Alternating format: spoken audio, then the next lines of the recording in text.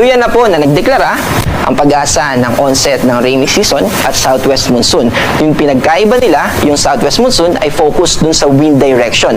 Dapat yung hangin na nakakaapekto sa ating bansa ay nanggagaling sa timog kanluran o southwest ng Pilipinas. At ito rin ay nagdadala ng mga pag-ulan lalo na sa western part ng Luzon, Visayas at Mindanao.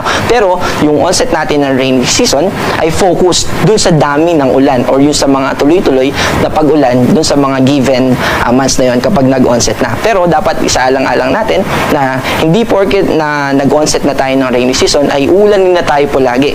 So meron din tayong tinatawag na monsoon break. So ito yung kapag malakas yung easterlies ay napipigilan yung movement or yung southwesterly wind na nakakaapekto sa ating bansa. Kaya may mga araw na at least 3 days na sunod-sunod na hindi tayo inuulan.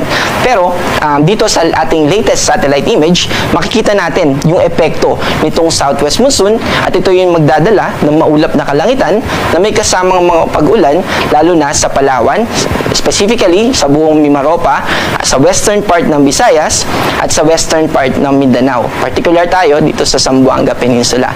Samantala, meron din tayong minomonitor na low pressure area. Ito po ay nasa silangang bahagi ng northeastern Mindanao or Caraga region ng about 1,120 km. At ang latest natin na time ng pag-locate ng location nito ay kaninang 3 p.m. Itong low pressure area na ito ay naasahan natin na sa loob ng 24 hours ay papasok sa Philippine Area of Responsibility. Pero yung development niya para maging tropical depression ay mababa. At yung northwest propagation niya, dahil meron tayong trough or yung expansion niya, ibig sabihin ng trough of low pressure area, ay merong elongated extension yan na kung saan yung mga lugar na yun ay may lower atmospheric pressure.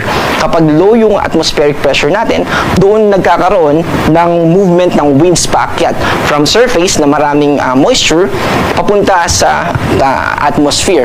At dahil sa movement ng hangin na yun, nagkakaroon tayo ng maulap na kalangitan. At dahil dito sa mga ulap na yun, ina-expect natin na magkakaroon ng mga pagulan sa eastern part ng Visayas at ganun din sa eastern part ng Mindanao.